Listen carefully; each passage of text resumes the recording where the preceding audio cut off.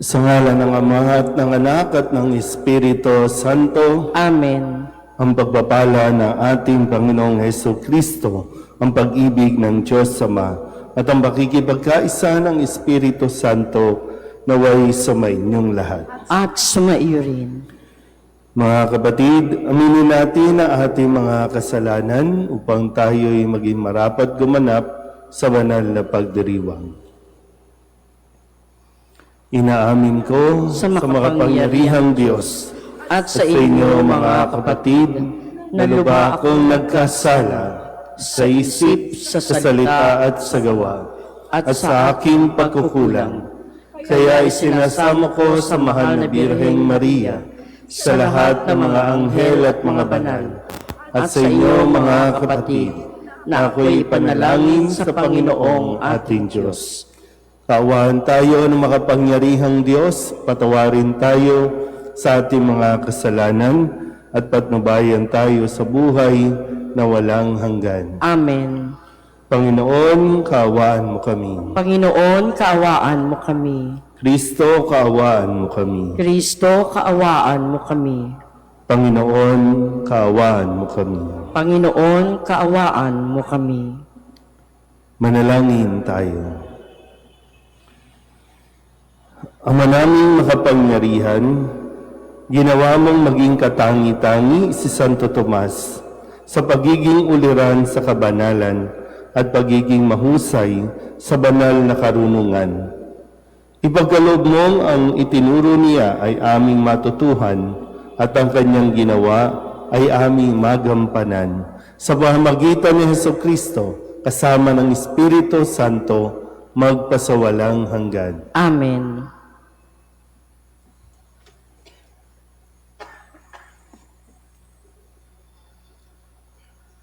Pagbasa mula sa ikalawang aklat ni Samuel.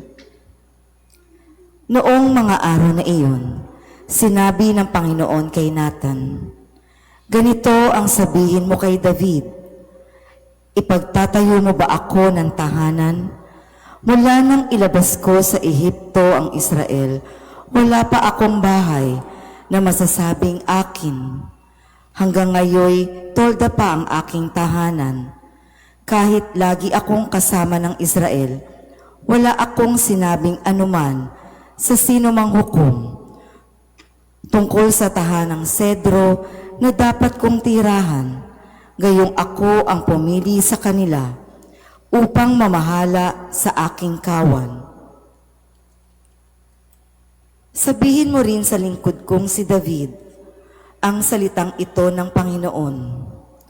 Inalis kita sa pagpapastol ng tupa upang gawing pinuno ng bayang Israel.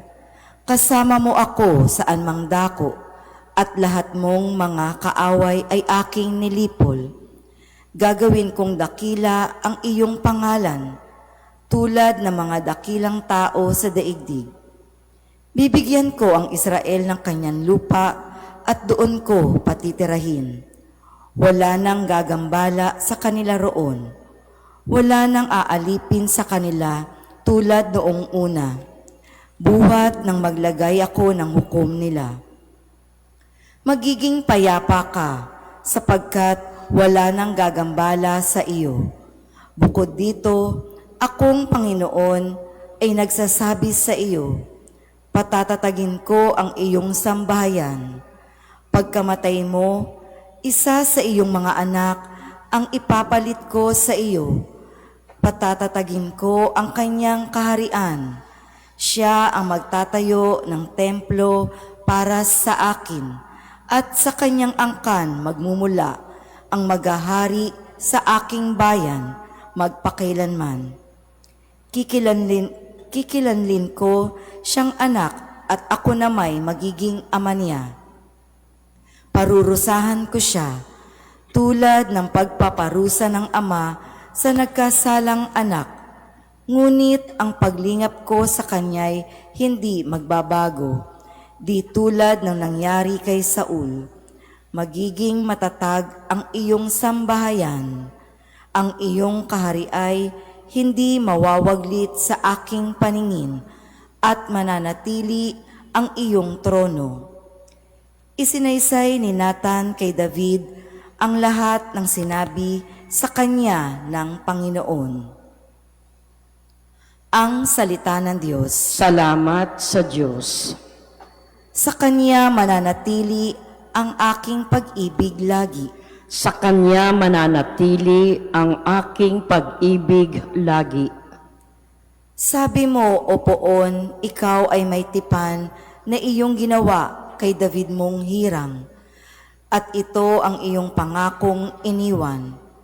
Isa sa lahi mo'y laging maghahari, ang kaharian mo ay mamamalagi. Sa Kanya mananatili ang aking pag-ibig lagi. Ako'y tatawaging Ama't Inya't Diyos, tagapagsanggalang niya't manunubos. Gagawin ko siyang anak na panganay, mataas na hari nitong daigdigan. Sa Kanya mananatili ang aking pag-ibig lagi. Ang aking pangako sa Kanya'y iiral, at mananatili sa Kanya ang tipan. Laging maghahari ang isa niyang angkan, sintatag ng langit, yaong kaharian. Sa Kanya mananatili ang aking pag-ibig lagi. Magsitayo na po ang lahat.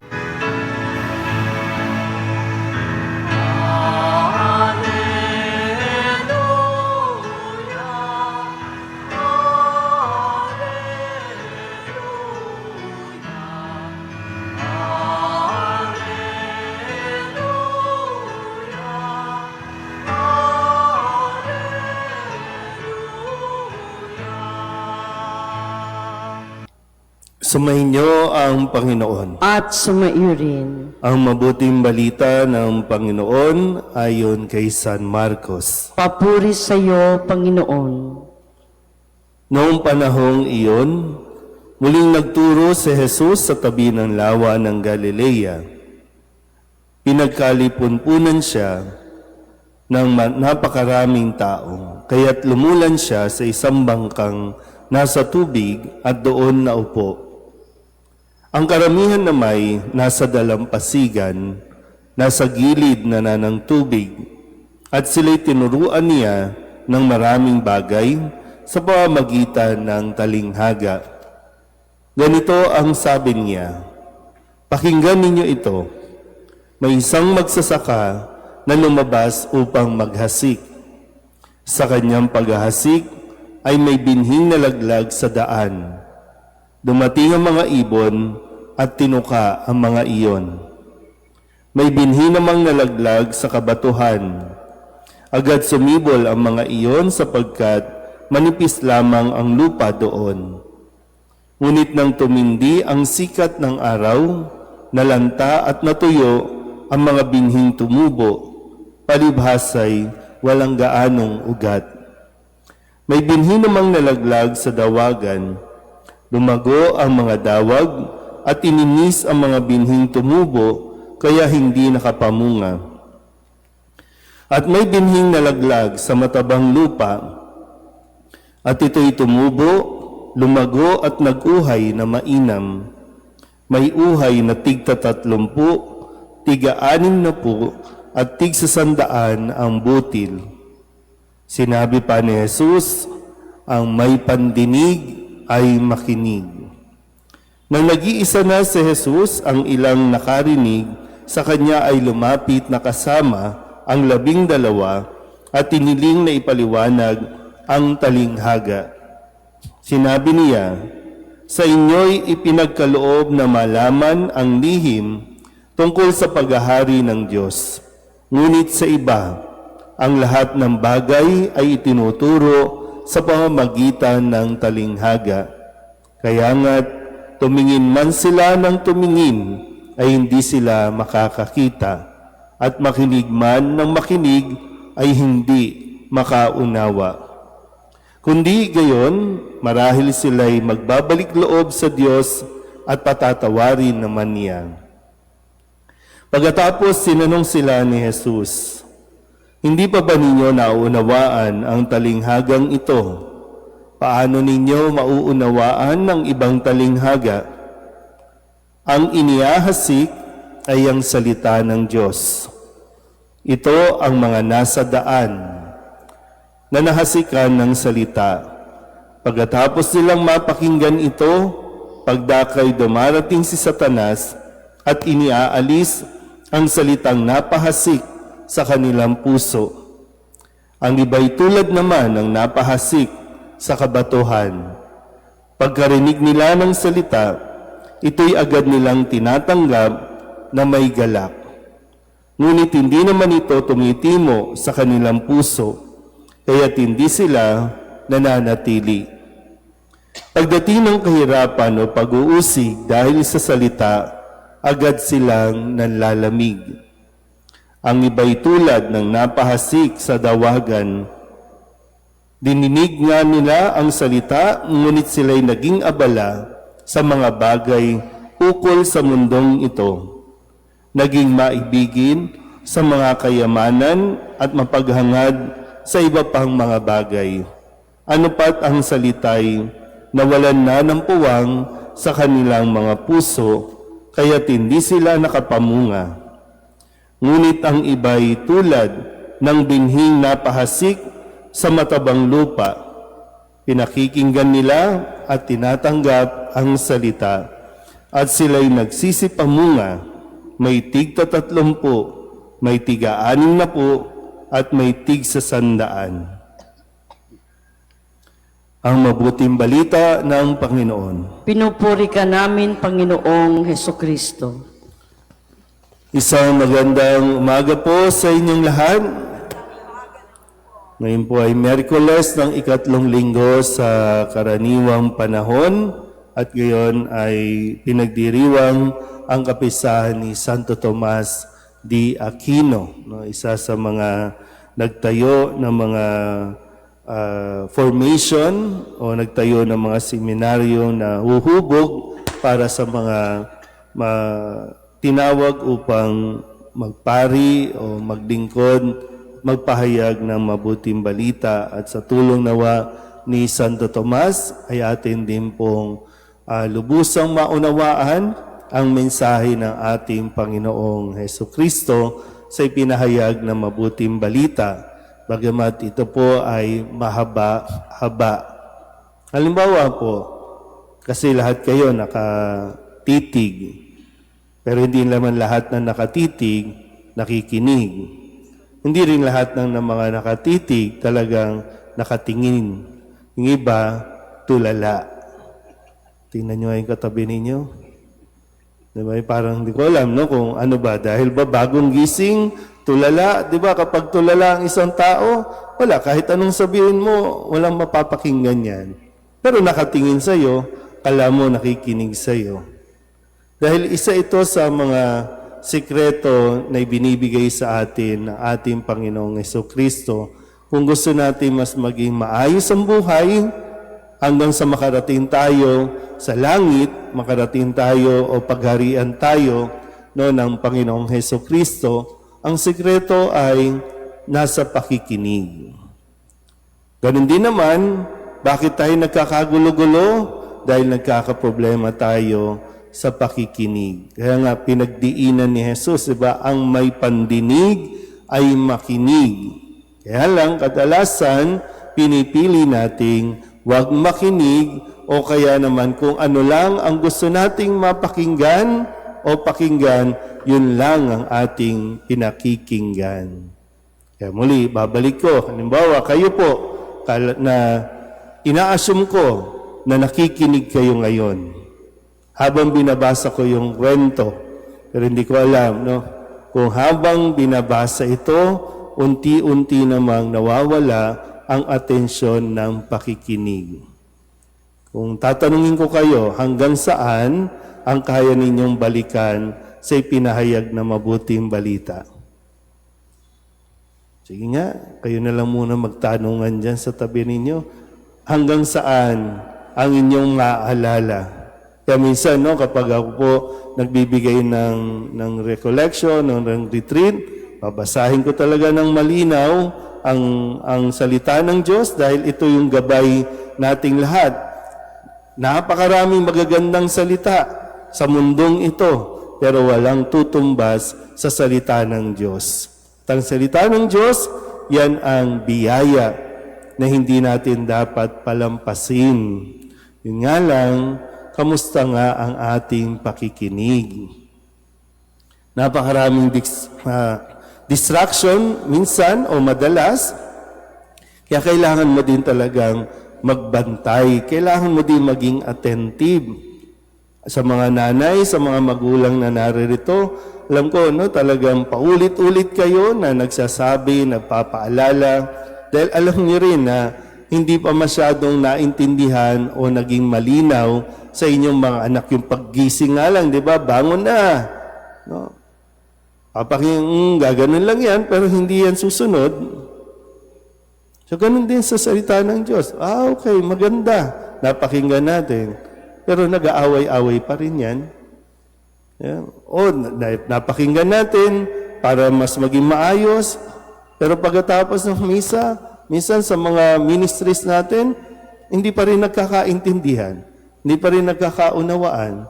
O, ganun din sa opisina, no, sa bahay. Kahit nga, di ba, mga nangyayari ngayon sa ating gobyerno, kasi may problema nga tayo sa pakikinig.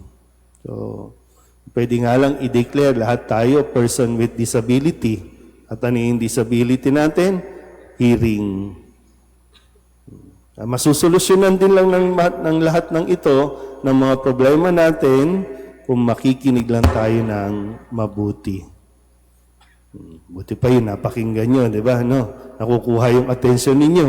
So, ganun din si Satanas, di ba? Sabi dito, kukunin at kukunin ito kung hindi mo ito pakakaingatan at hindi mo rin pagninilayan ng mabuti. Amen?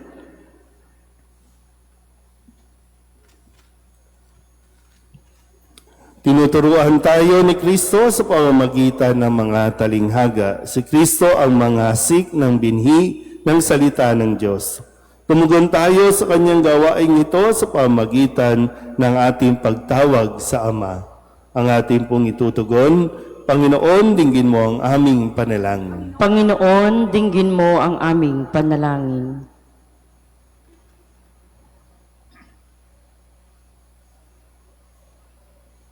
Ang simbahan sa daigdig naway maging tulad ng mayamang lupa na nagbibigay bunga ng tig-100 ani. Manalangin tayo sa Panginoon. Panginoon, dinggin mo ang aming panalangin. Ang mga pinuno ng mga bansa naway mamuno sa pamamaraang kaaya-aya sa Diyos at sa kanilang nasasakupan. Manalangin tayo sa Panginoon. Panginoon, dinggin mo ang aming panalangin. Ang mga hindi nasisiyasat na mga ambisyon at pagkamakasarili, naway hindi makasagabal sa salita ng Diyos sa ating buhay.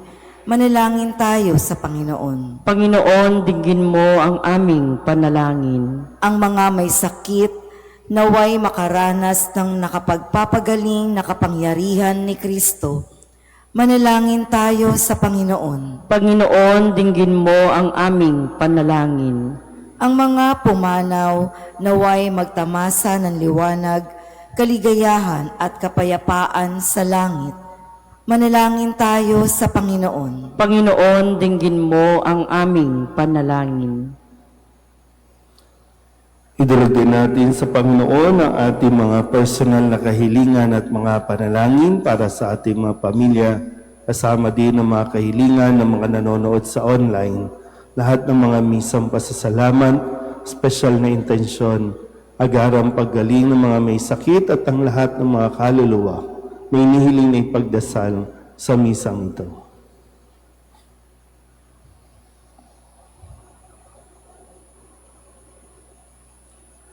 Ang lahat ng ito inihiling namin sa ngalan ni Kristong aming Panginoon. Amen. Handog namin sa iyo, Ama, ang tinapay at alak na ito. Handog ng bayang umaasa sumasamba't nagmamahal sa'yo. Handog namin sa iyo, Ama, ang tinapay at alak na ito. Handog ng bayang umaasa, sumasamba't nagmamahal sa'yo. Manalangin kayo mga kapatid upang paghahain natin ang kalugdan ng Diyos Amang makapangyarihan. Tanggapin nawa ng Panginoon itong pagkahain sa iyong mga kamay, sa kapurihan niya at karangalan sa ating kapakinabangan at sa buong sambayanan niyang banal.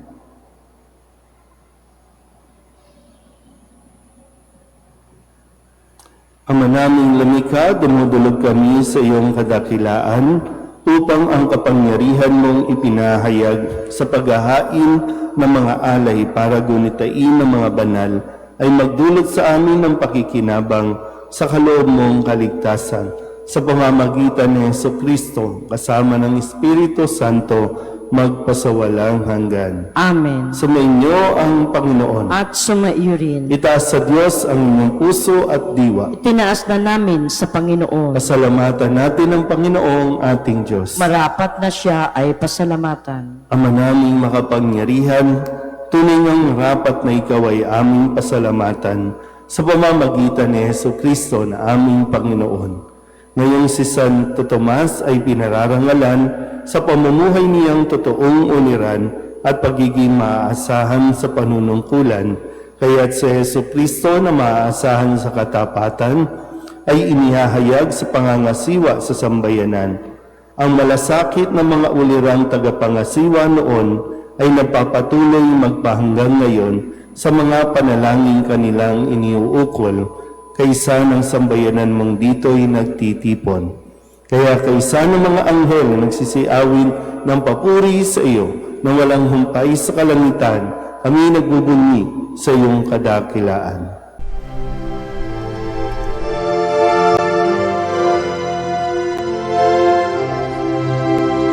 Santo, Santo, Santo, Panginoong Diyos makapangyarihan, napupuno ang langit at lupa ng kalwalhatian mo.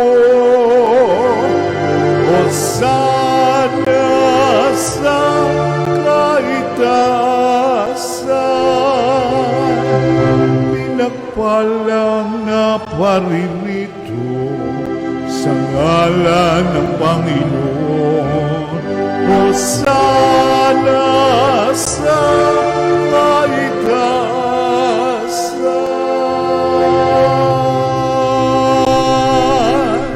Ama naming banal, ikaw ang bukal ng tanang kabanalan, kaya't sa pamamagitan ng iyong Espiritu, gawin mong banal ang kaloob na ito upang para sa aming maging katawan at dugo ng aming Panginoong Jesucristo.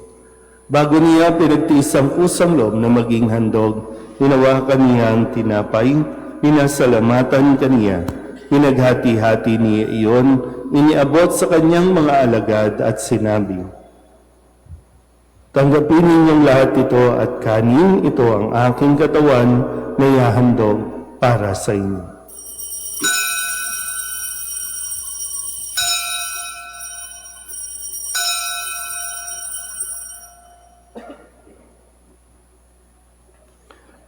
Gayun din naman nang matapos ang hapunan, nawakan niya ang kalis, muli kaniyang pinasalamatan. Iniabot niya ang kalis sa kanyang mga alagad at sinabi, "Tanggapin ninyong lahat ito at inumin. Ito ang kalis ng aking dugo, ng bago at walang hanggang tipan. Ang aking dugo na ibubuhos para sa inyo at para sa lahat sa kapagpapatawad ng mga kasalanan. Gawin ninyo ito sa pag-alaala sa akin."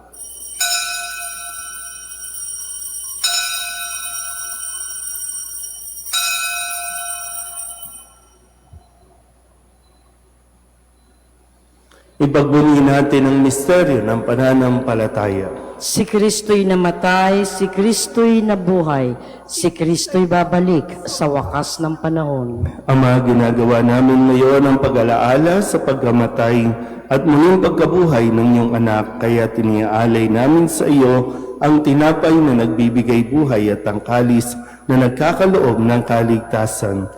Kami napapasalamat dahil kami iyong minarapat na tumayo sa harap mo para maglingkod sa iyo.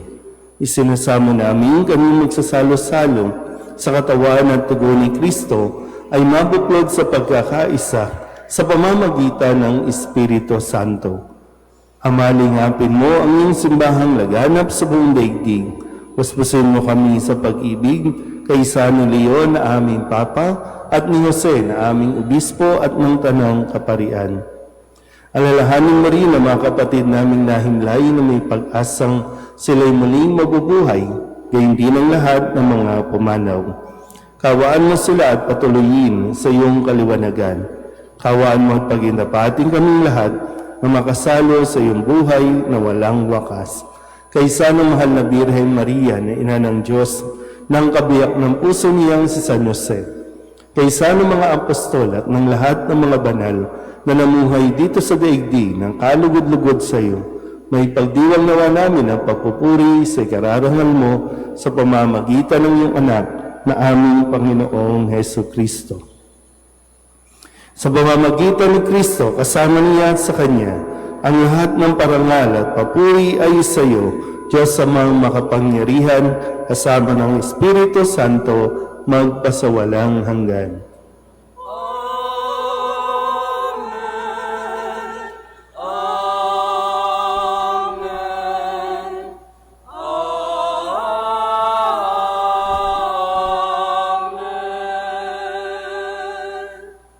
Sa tagabili ng mga nakagagaling na utos at turo ni Jesus sa Panginoon natin na Diyos, ipahayag natin ang lakas loob.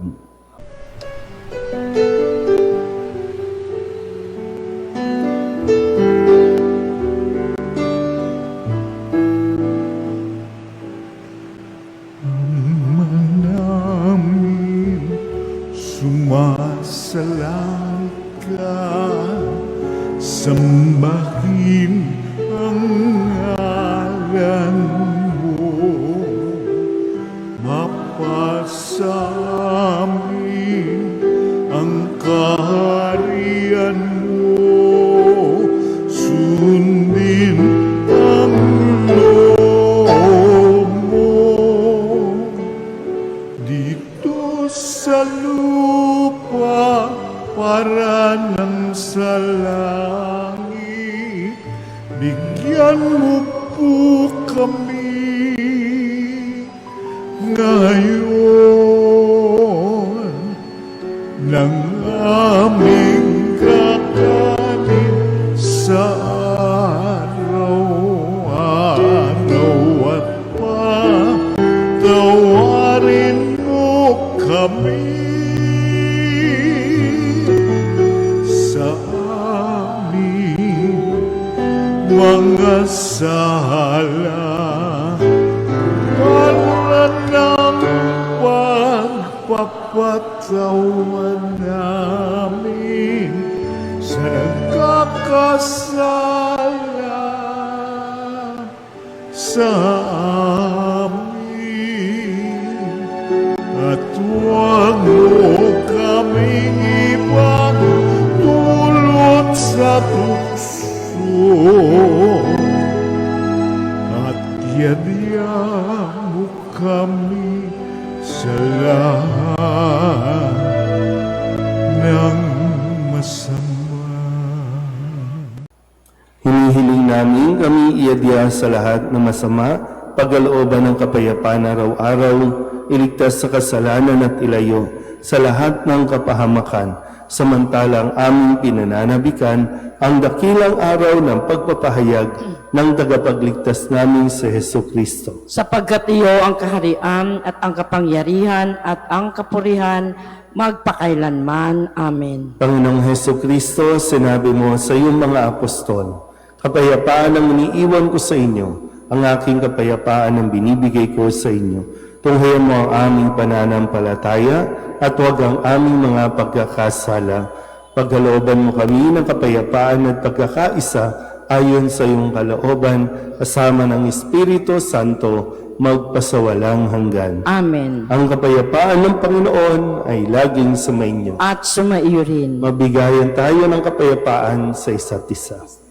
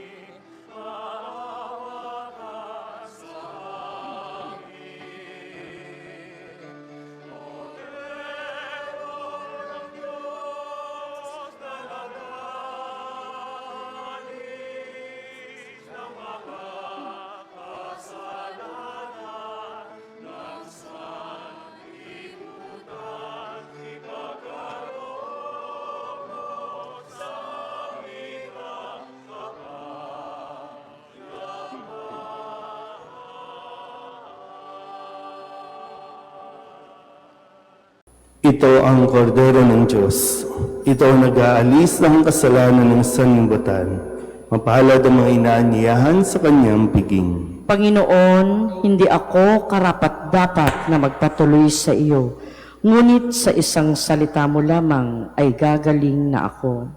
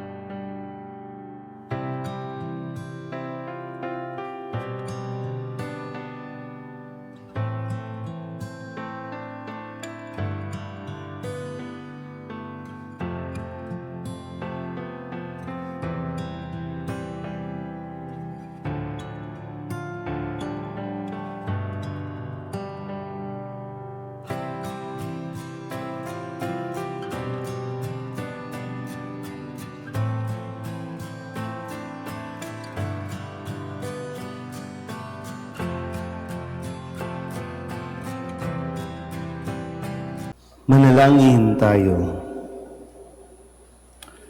Ama naming mapagmahal, ang tinanggap naming banal na pakikinabang ay maghanda nawa para sa aming pagkakamit ng kaligayahan na idinulot kay Santo Tomas ng iyong paglingap na maaasahan sa pamamagitan ni Jesucristo kasama ng Espiritu Santo magpasawalang hanggan. Amen. Sumainyo ang Panginoon. At sumaiyo rin. At pagpalain kayo ng makapangyarihang Diyos, Ama at Anak, at Espiritu Santo. Amen. Tapos sa banal na misa, humayo tayo sa kapayapaan ni Kristo. Salamat sa Diyos. Magandang umaga po.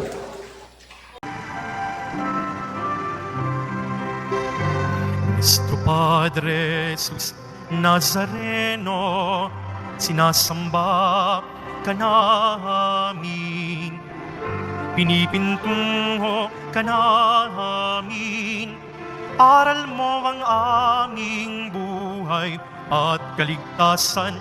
Nuestro Padre Jesus Nazareno, iligtas mo kami sa kasalanan. Ang krus mong kinamatayan ay sagisag ng aming kaligtasan.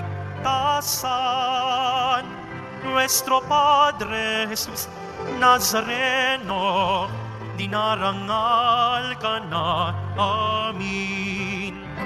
Nuestro Padre Jesus Nazareno, nilulwalhati ka namin. Nuestro Padre Jesus Nazareno, dinarangal ka na amin. Nuestro Padre Jesus Nazareno, nilulwalhati ka namin.